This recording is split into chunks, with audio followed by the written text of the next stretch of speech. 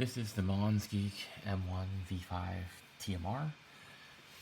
It has Owlabs Ti HE Magnetic switches, and I've put GMK white on black doubleshot ABS keycaps on the keys I'm going to use for the sound test, including the keys that have stabilizers and the alpha keys, which will emulate the test. I just want to show you guys a sound test with non-PBT custom keycaps.